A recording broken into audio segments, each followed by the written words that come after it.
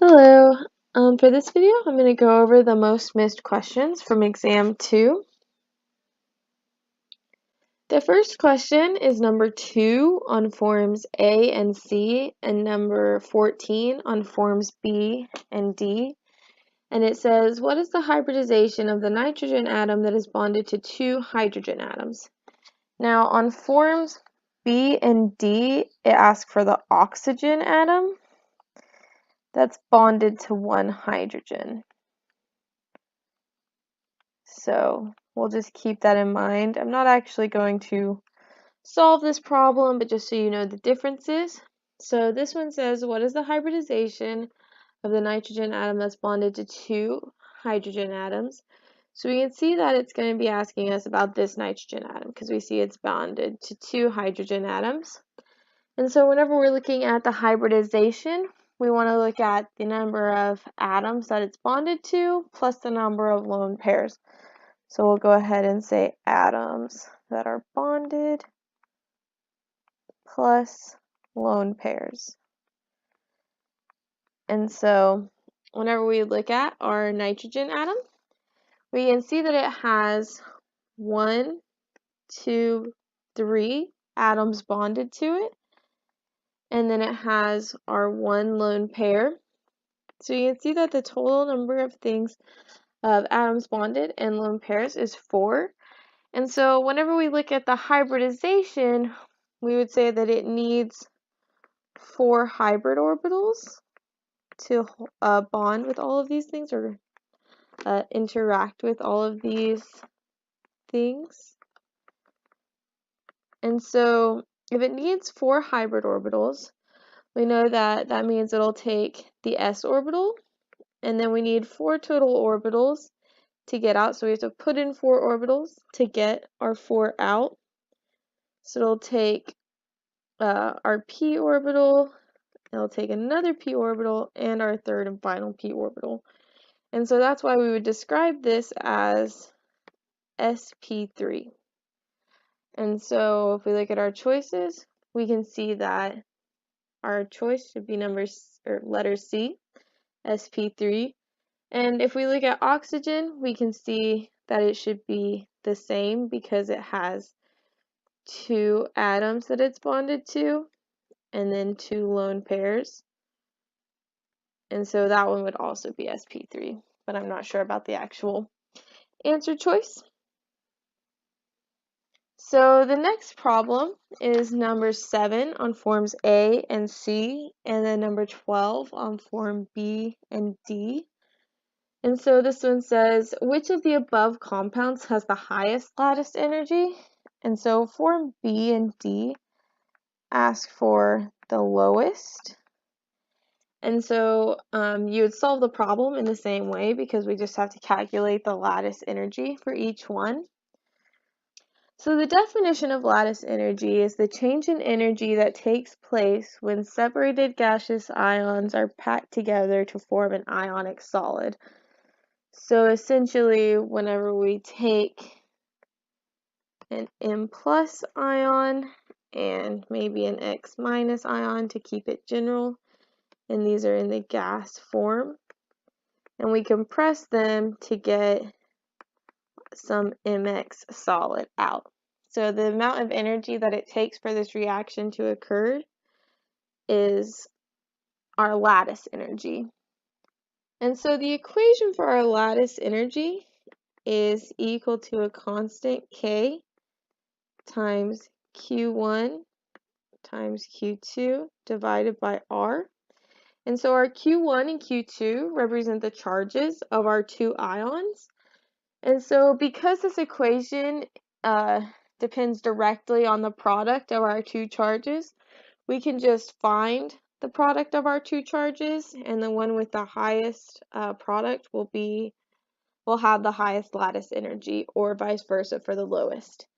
So we need to determine the charges of each of these ions that would form these solids. So we know that bromide should have a -1 charge, which would mean that our gold should be +1 charge. And so whenever we find our product, that'll be -1. And then if we look at our next option, we know our sulfide would be -2. So that means because we have 2 coppers, our copper should have a +1 charge. And so our product would be -2. If we look at our next choice, we know that fluoride should be -1. And so because we need 3 to bond with our iron, we know that it should have a +3 charge. So it'll have a -3 product. And then we looked at our last option. We know oxygen is always -2, which means that our manganese should be +2. And so our product would be -4. And so again, we're looking at which one would have the highest lattice energy. So it's whichever one would have the largest. And so our largest product would be 4. And so D would be our answer. And so the next problem is number 14 on form A and C, and number 2 on form B and D. And so this asks us, which is the best Lewis structure for the thiocyanate ion? And so it gives us 3 different Lewis structures. So when determining which Lewis structure would be the best, we should first start by calculating our formal charges. So I'll start with A, and we'll do our formal charge of sulfur.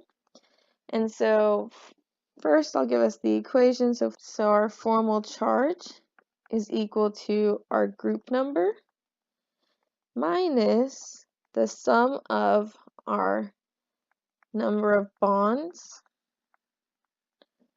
plus our number of non-bonding electrons.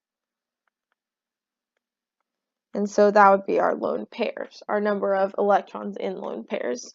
So again, we'll start with our formal charge of sulfur.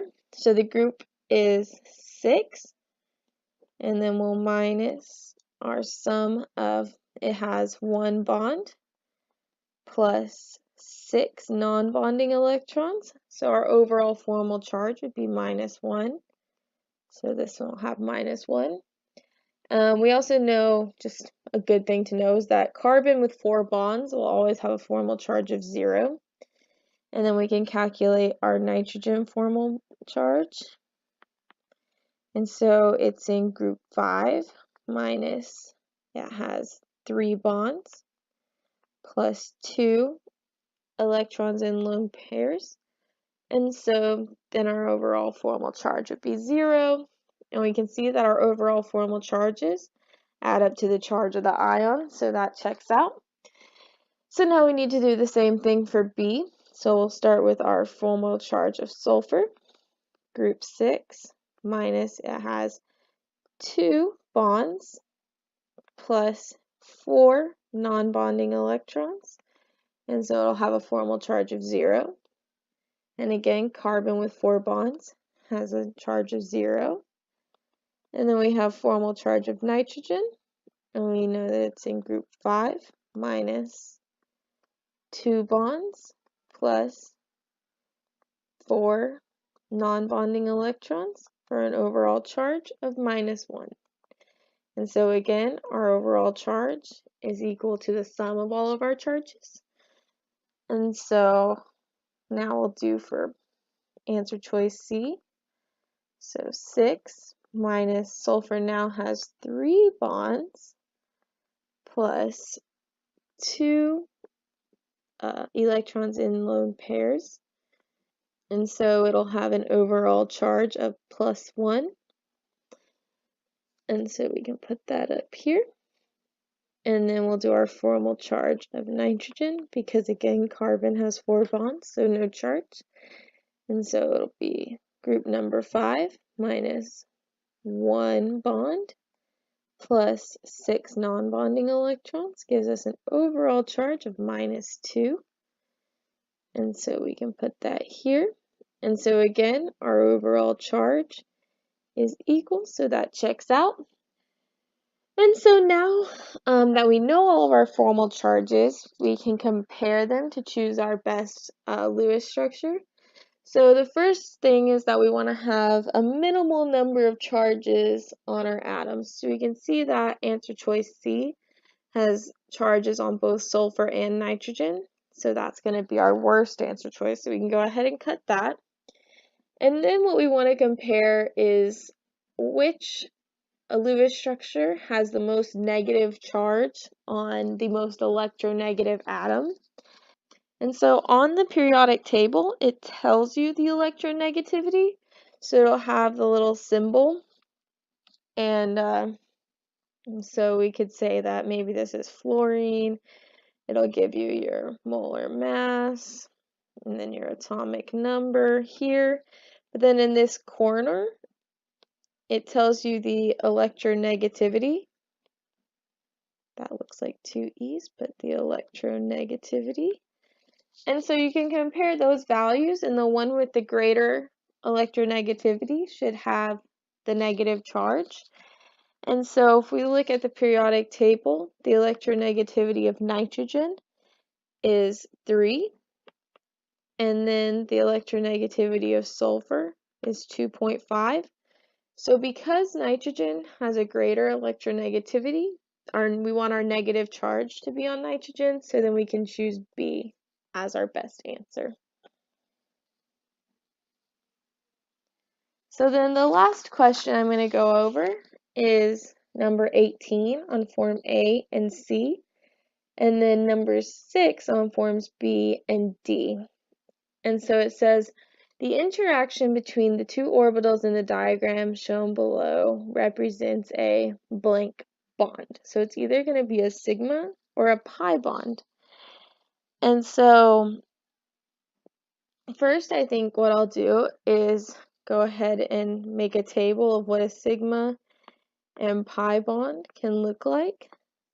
And so a sigma bond can occur between two s orbitals, which is what we're probably used to seeing.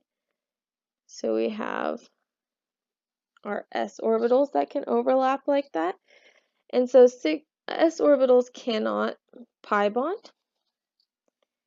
And so then we'll look at our p orbital. So we can have p orbital that can do a sigma bond with an s orbital. So we'll have our p and our s.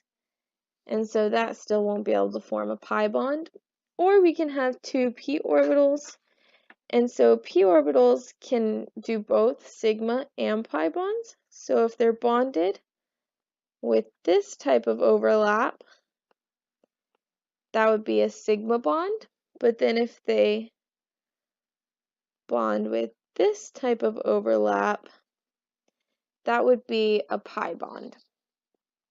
And so whenever we're comparing, looking at our image here, we can see that it's similar to this here. So then we would say that that would be a sigma bond. So another way to think about it is that our sigma bond bonds along the bonding axis, and pi bonds occur parallel to the bonding axis.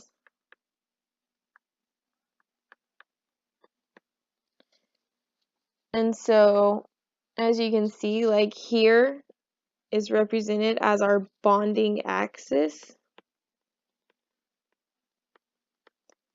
And so you can see that this bond between these two would occur like that, and that's parallel to the bonding axis.